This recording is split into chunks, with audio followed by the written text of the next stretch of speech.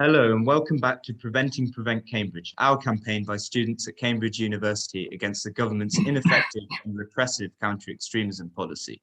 This is the 7th episode in our series of interviews with experts on Prevent and the issues that surround it, such as securitisation and Islamophobia. In recent weeks, there's been significant discussion of Prevent in the media, and we've gained new insight into what the consequences of the government's review of the policy might be. In response to this, I'm honoured this episode to be interviewing the two co-chairs of the People's Review of Prevent, which is gathering evidence on the programme as an alternative to the government's review. Dr. Layla Aitlhadj is an organisational leader and business development manager. She is the director of Prevent Watch, an NGO which supports people unfairly impacted by Prevent.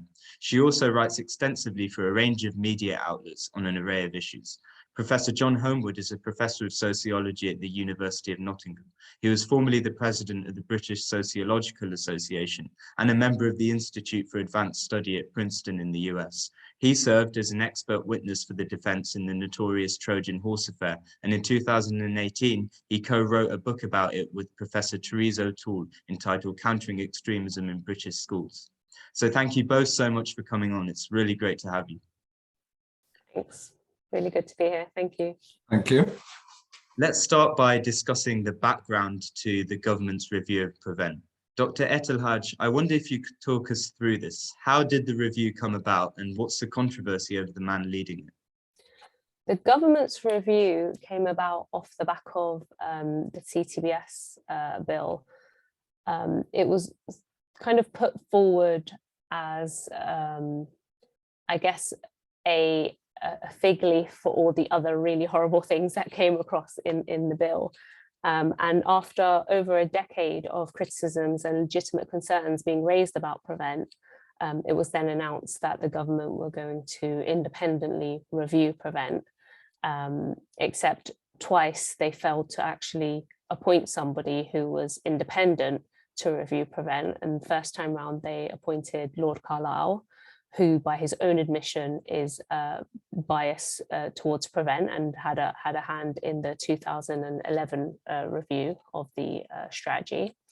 And then following that, following his appointment, there was a legal challenge by Rights Watch UK, and he stepped down, so he didn't face that legal challenge. And the government went quiet for a long time. I guess COVID was happening at that time, or at least we can give them that excuse, only to then announce William Shawcross, who is well known for his very Islamophobic statements that he's made publicly, known for his role in HJS, known for his role in the Charity Commission. During his time at the Charity Commission, Muslim charities were disproportionately targeted. So he's very well known as supporting every single war on terror policy that the government has ever put out, and Prevent is another one of the war on terror policies. So we don't anticipate that he would have any view other than whatever the government's view is to continue rolling out Prevent. So this is why essentially the government review happened, and this is why we decided to put forward an alternative people's review of Prevent, because essentially I think when Lord Carlisle was appointed, people were perhaps still willing to engage, but once William Shawcross was appointed, unanimously across the board, you had over 550 predominantly Muslim organisations. It's very hard to get all of the Muslim organisations and individuals to actually agree, but they unanimously agreed, regardless of what their stance was on Prevent, whether they wanted it to end or whether they wanted it reviewed or reformed. Essentially, everybody agreed that Shawcross should not be leading this review, and everyone pledged to boycott it. Thank you so much for that overview. Since then, you have both been co-chairing an alternative review to the government's review. It's called the People's Review of Prevent. Professor Holmwood, I wonder if you could talk a bit about how the People's Review came about and what its purpose is.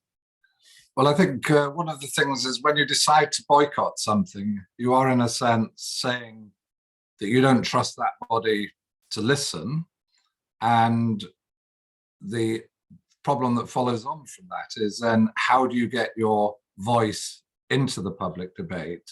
You've decided the government is ignoring you. They've set the terms and reference in a way that means that the issues that civil rights groups have raised are not going to be addressed. They've appointed somebody who is directly hostile.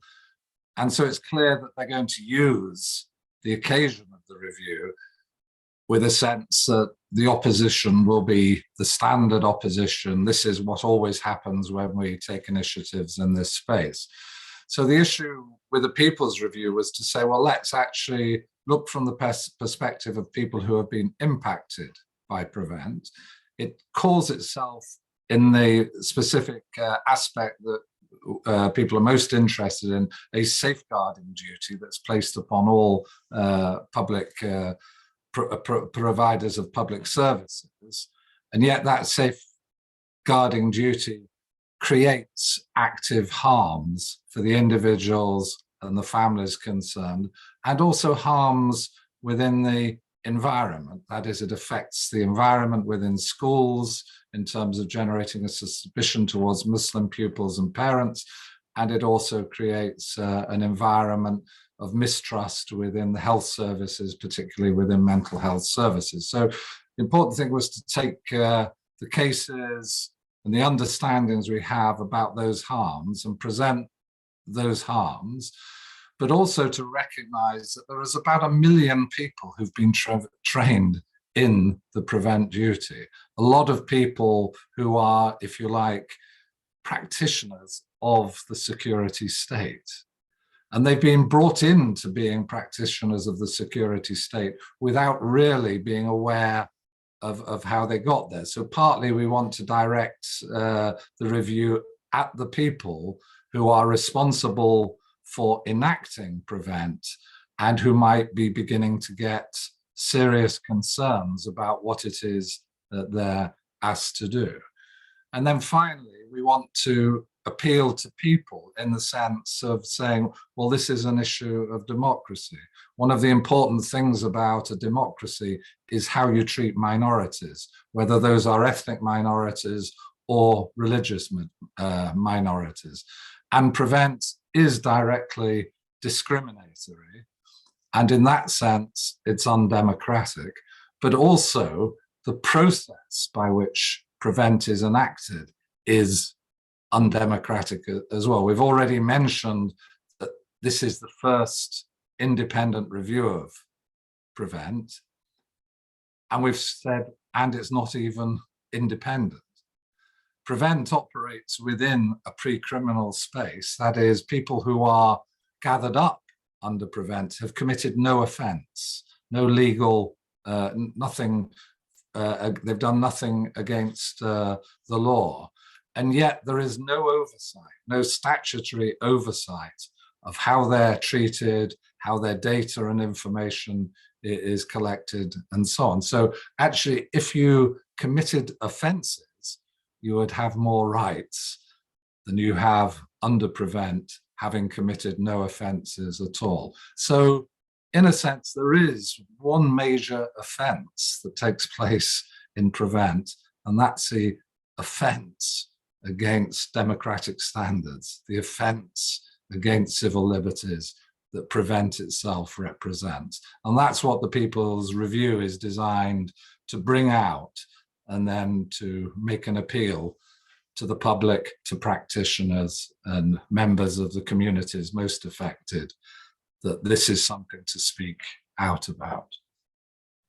Thank you very much for that. Dr. Aitlhadj, did you have anything you wanted to add there? No, I think just to say that over the years, in my role at Prevent Watch, we've dealt with people who were impacted on the ground, and many of those people would not want to contribute to the government's review, especially when people like Shawcross are appointed, especially when the terms of reference don't even give them any opportunity to contribute. And so that's our core focus really, is to take the people who are actually the end users essentially for Prevent and bring their voice forward. That's great, thanks. I want to talk now about some very recent developments. Following the tragic murder of the MP Sir David Ames, it was revealed that his killer had actually been reported to the Prevent programme, and there was a flurry of articles in the press about Prevent. So the Times reported on its front page that an anonymous security source had said The problem with prevent is that the NHS, schools, local authorities and other agencies are often much weaker at intervention because they don't want to antagonize faith groups. Nick Timothy, Theresa May's former chief of staff, wrote in The Telegraph that the government has been too tolerant to extremist community leaders for fear of being labelled Islamophobic. And one long Daily Mail headline was, "Is UK's anti-terrorism scheme too PC, meaning politically correct, to prevent terror?" This damning investigation reveals how a top-level report concluded the Prevent programme is so fearful of seeming racist, it may be unfit for purpose. So we can see that a picture has been painted of Prevent as being held back from achieving its full potential because of political correctness and multiculturalism. What could be driving the promotion of this narrative? Dr. Aitlhadj, perhaps we could start with you. I think this is a classic case of, needing to deny where the real failures of Prevent come from. And instead of admitting and accepting the criticisms and concerns that have been raised right from the inception of Prevent and its foundation, every time something happens, and this isn't the first time an attack has taken place and the person has been known to prevent. This isn't the first instance. And this isn't the first instance where off the back of that reporting, it's been claimed, rather than saying, well, actually it doesn't work because here's someone who's reported to Prevent and we were unable to prevent them, if that is what it says it needs to do on the tin. Instead of saying that and admitting that, they suggest that, oh, what we need more powers. We need more intelligence. We need more. And essentially they're pumping billions of pounds into what is a failing system, what is a failing strategy, instead of accepting that actually it has failed. It's not doing what they claim it needs to be doing, and how they're justifying so many referrals and they're justifying all the money. It's not keeping the country safe. But instead of accepting that, they just essentially suggest that they need more intelligence. With regards to the political correctness, I don't read the Daily Mail, so I missed that article, I'm afraid. But, the political correctness is quite funny because Prevent has been openly discriminatory. So it's never really even tried to be politically correct. When it comes to the way in which it targets, particularly the Muslim community. And in fact, there's one case study which I always highlight with regards to this, which is that even in a far right case that we saw, the child was actually referred for having too many Muslim friends.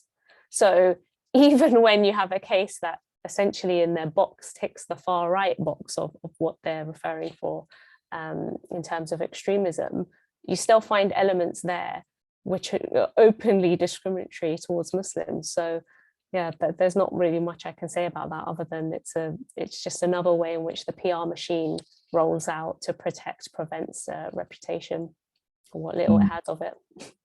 Thank you very much. I'd also like to add to that, because it's remarkable how little evidence there is for the stories that are placed in the media of this kind. And although talked about Prevent being in the pre-criminal space, there's one strand of the Prevent strategy which one can say is in the post-criminal space. That's the one associated with prisons and probation services and is about the management of ex-offenders. That's the area where Prevent and Channel has most evidently failed. That is the one where they have the powers and are failing to exercise the powers properly. And one of the reasons why they're failing is because the government has outsourced a whole area of activities associated with criminal justice. And so, in a sense, there is chaos in their own processes of managing the powers that they have. I don't suggest that they have those powers appropriately, even in that area. There are some serious issues about Prevent powers relating to ex-offenders. But it's interesting that they're asking for more powers in areas where people have not committed offences, and in fact, where there is no evidence that somebody was previously reported to Prevent and has gone on to commit acts. And as for the issue of political correctness, I think as we know, despite it having been my cricket club, I do have this sense that Yorkshire Cricket Club, as we now know, is riddled with political correctness. So in fact, we know that from, as in Rafiq's testimony, that actually political correctness is not a description of how any of our institutions operate. How they operate is in direct discriminatory mode. Thank you very much. That's really interesting. So let's turn to the government's review of Prevent and what its likely consequences might be. They've been leaking some of what the review will recommend to the press, and it seems that the review is posed to propose a centralisation of Prevent and more control given to the security services. So what might actually happen with regards to this? Professor Holmwood, if we could start with you. Yes, I think that if one considers how they've softened up the debate through the idea around political correctness, part of their view seems to be that the way in which Prevent operates is that local authorities, and particularly local authorities with significant ethnic minority and Muslim populations, can have too much influence over the local political process. And this is how, in a sense, Prevent, from their perspective, is subverted by local engagement. So partly centralizing Prevent is to try and remove it from local authority interest or local authority influence, and to make it a much more centralized and top-down organized system. And I think if one compares how Prevent operates within England and how it operates in Scotland and in Wales, and of course it doesn't operate at all in Northern Ireland, which is itself significant. What we see is that English politics is much more authoritarian. As the other areas of Britain devolved powers, those devolved powers involved a much closer relationship between local authority and the central government in the form of the Welsh Assembly or the Scottish Assembly. In England, the period since 2000, we have become much more centralized with fewer powers in local authorities. So schools, 75% of English secondary schools are not under local authority responsibility. So what you're seeing is an incredible centralization of powers in England, which is not restricted to the Prevent policy, but is having an impact upon the Prevent policy. That's why we say it is an issue of democracy, and it's an issue of accountability. And what these measures would do is reduce the little amount of accountability that there is through the influence of local authority groups. And it's significant as well that they're planning also to close those Prevent programs associated with building stronger Britain together, on the grounds that that program is too closely connected with local communities. So it's a massive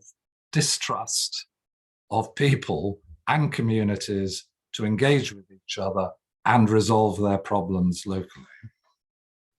Thank you very much for that. Dr. Aitlhadj, did you have anything to add?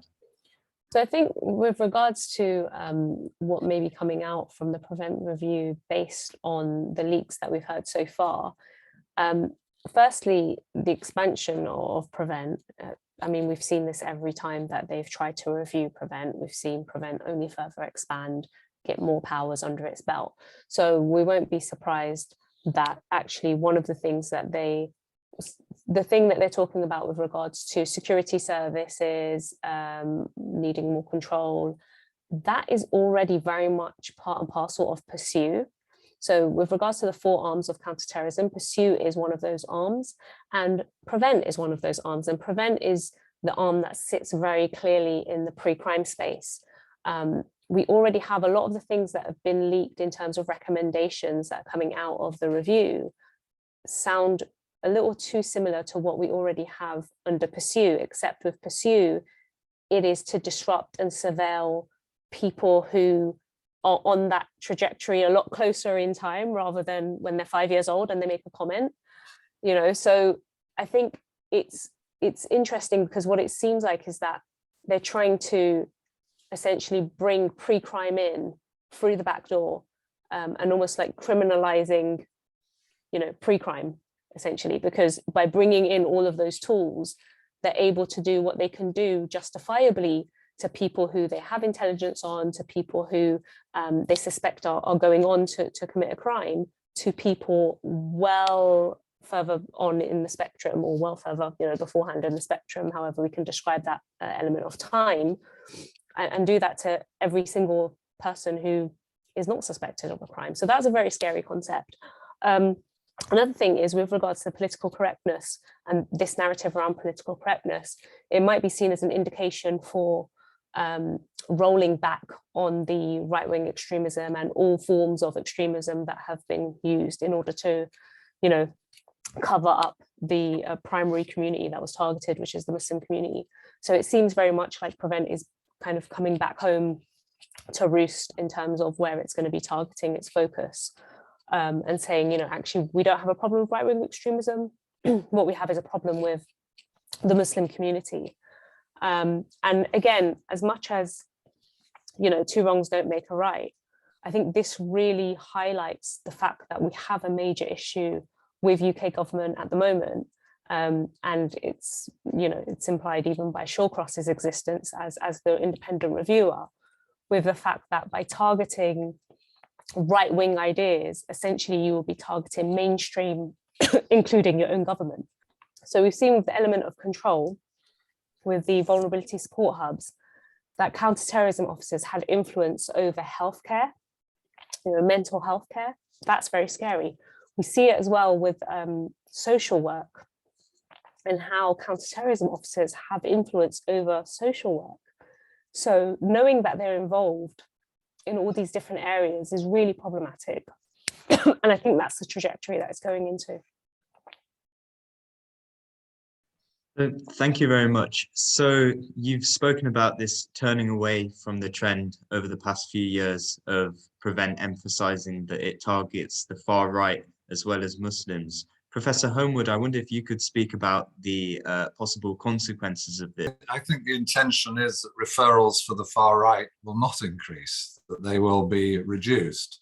But you also see it in the way in which far right terrorism, let's call it far right terrorism committed by young white males, is presented much more as a mental health issue, and that a similar action or similar conditions by a non-white individual associated with Islam is represented as part of a collective act of terror. So the same representation of Muslim young people as subject to mental health problems is not taking place. So I think what you're getting is a softening up there for thinking about far-right terrorism as an issue of mental health, and not as a part of, if you like, a specific ideology that represents a major threat, which is kind of interesting, since we've only recently witnessed an attempted far-right coup in the United States after an election. So it's not as if there aren't these international associations that indicate very strong and serious threats to democracy from the far right, which are very close to groups which are lobbying for Prevent, and lobbying in a sense for Prevent not to be attached with the far right. But I think there's going to be, I think it's a real risk for the government. I don't know whether I should speak of it as a real risk for the government, because you know, I don't want to give them an idea of how this could all go wrong for them. But I think if you've got 1 million people enacting Prevent, and let's say that 1 million people, they may have suspicions about Muslims, they may not have met very many Muslims and so on, but let's think of them generally as quite fair-minded. So they don't object to the idea of the far right being targeted. They can see that there are examples of far right terrorism, and therefore the emphasis on the far right seems okay. It also justifies Prevent to them as being non-discriminatory. We can show the way in which Prevent is discriminatory beneath the rhetoric of, well, we look at far right as well as at Islamist terrorist concerns. But for the people on the ground, the fact that they're supposed to be looking out for the far right actually, I think, salves a liberal conscience. And so I think if they move against that, then what you will have is two things. One, a more draconian Prevent process, which people are being asked to enact. And secondly, one that they are being asked to enact in a way that is discriminatory and potentially a challenge to their liberal values. So I think this might be a moment of overreach when the government misunderstands when it incorporates 1 million practitioners into the operation of the security state. It has to secure the legitimacy of its policy in terms that are part and parcel of the professional ethics and everyday understandings of relations to clients and users of services that those professionals and practitioners have. So I think it's a dangerous movement for the government, and we have seen in other areas the way the government has overreached and had to pull back very quickly. And I suspect this might be one area where they are going to be in similar difficulties. Thank you, that's very interesting. I think there's another component to the changes that might come about because of the review, and that's the chance that Prevent will be expanded into the private sphere, which would have severe consequences for civil liberties in general and religious freedom specifically as well. So Dr. Aitlhadj, I wonder if you could, we'll start with you on this one. I wonder if you could tell us about that. How might the government seek to expand Prevent to the private sphere? So we already know that there are many companies in the private sphere that have adopted Prevent, even though it's not mandatory, which is very interesting because you do wonder what their rationale for taking it on is. With regards to maybe making it mandatory for the private sector as well, I think that will be relatively easy to do, given that there are people adopting it already. So you've got your McDonald's, your Boots, and various other places that you do wonder how it is that during your 2-minute order, where they probably see you for all of 30 seconds as they're taking your order, and the other few minutes you're just waiting for it to come out, they can make a decision as to whether or not you're vulnerable to extremism. So I think this sector is something that is, if you think of Prevent and you think of it in terms of finances, it makes sense as the next move, because Prevent is very much something that is being exported around the world for monetary value, like for its monetary value. It's seen as a model of how to deal with extremism. We know there are Prevent coordinators going up and down to various other countries, talking about how fantastic Prevent is. We know how much money is being injected into Prevent. And so looking at Prevent as a Prevent industry is quite correct. And within every Prevent industry, you're bound to have the private sector play a huge role. And also, I think with the private sector taking on that role, what you get is further removal away from your local authorities and central government, and less accountability, as John was mentioning earlier. Professor Holmwood, I wonder if you could speak specifically about the threat for religious freedom here. Yes, I think that there has already been, a challenge to religious freedom within the school system, which I'd like to come back to because I think it's important. But I think, yes, there does seem to be a suggestion that it will be applied to mosques. But of course, you can't apply it to mosques without applying it to churches and synagogues and so on. And you're not only applying it to churches and religious services, you're applying it to the outreach activities done by mosques and churches and synagogues and so on. That means that, say, the Anglican engagement with refugees or with homeless people will be subject to prevent. That means training individuals in prevent. Now, I think that they possibly imagined that they had some success with calling, putting prevent under an idea of safeguarding.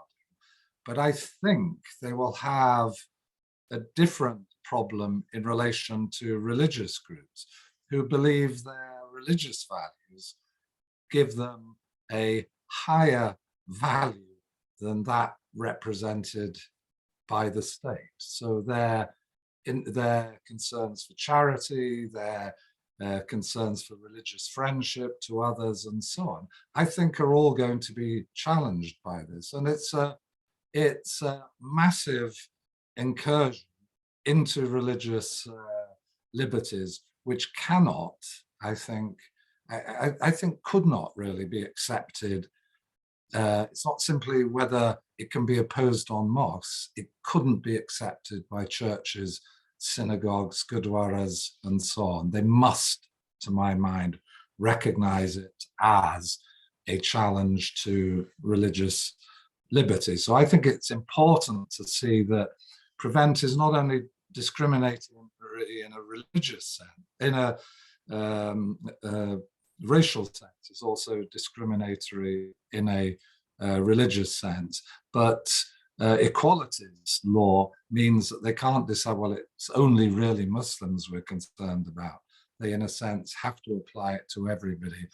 And therefore, everybody, if they're interested in their own liberty, has to stand for other people's liberty, have to stand for the value of religious difference.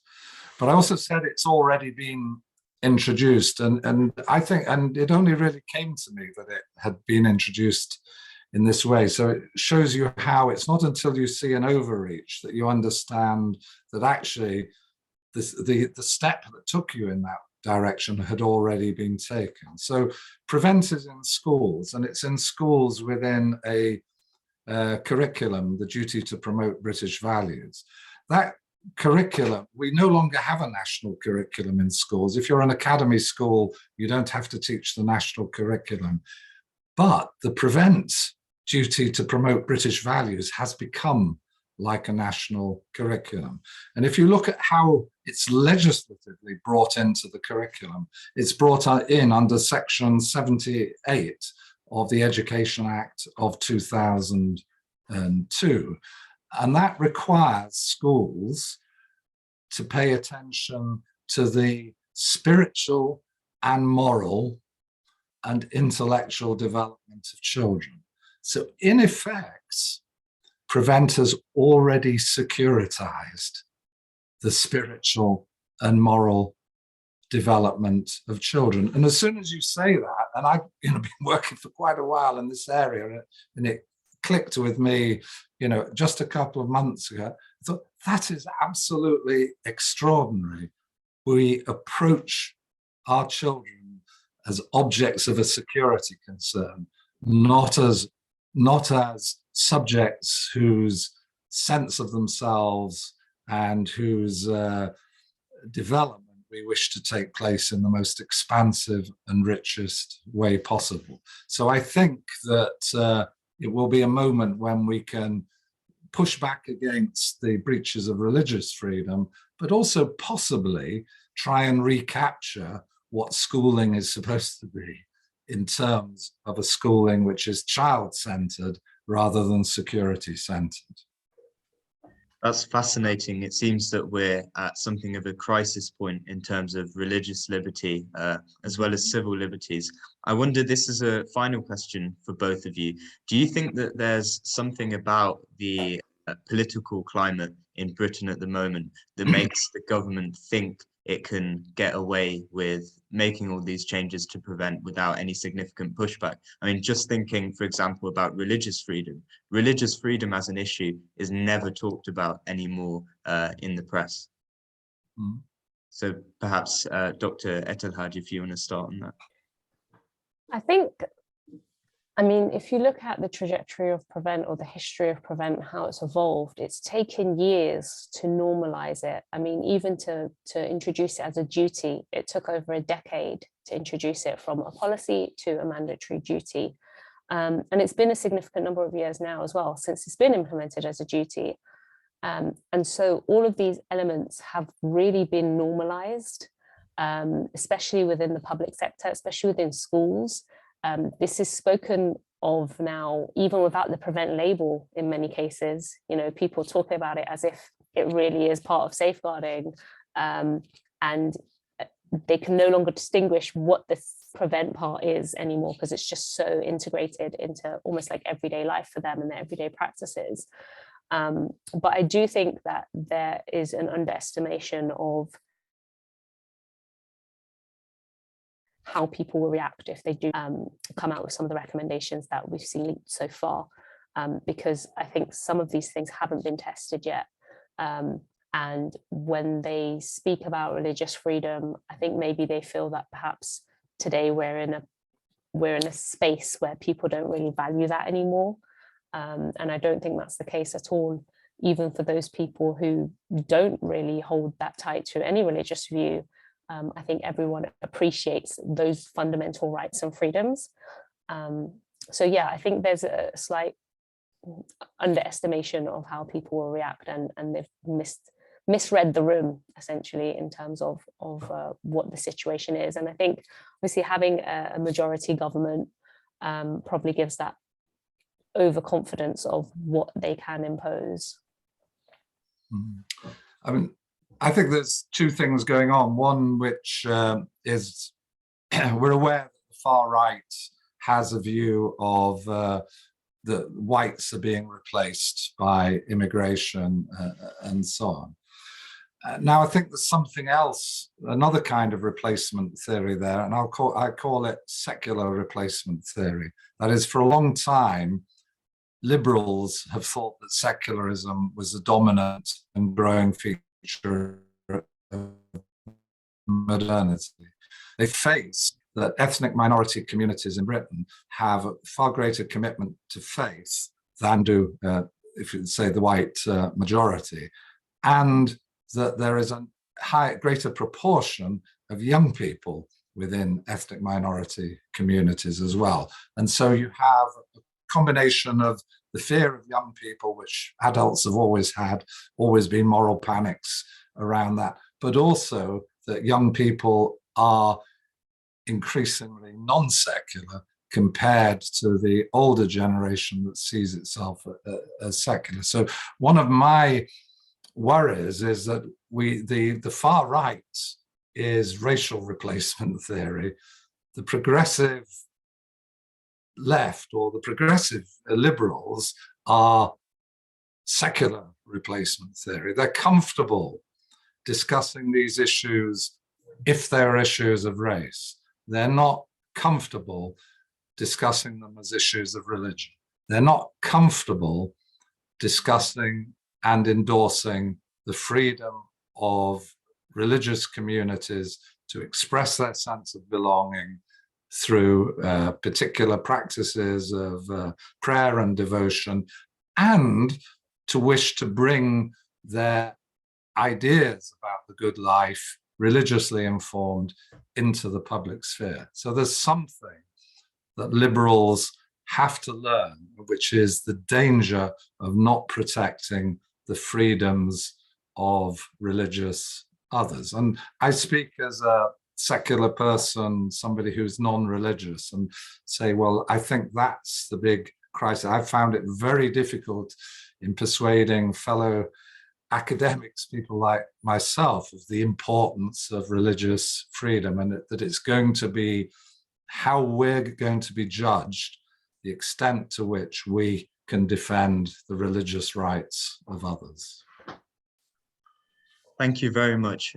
Really interesting interview. I think it really highlights what an important stage we're at in Britain in terms of this fundamental question of liberty and the question of democracy. And thank you both for all the really important work you're doing with the People's Review of Prevent. And I hope that goes really well and smoothly. And thanks everyone at home for watching, and we'll see you next episode.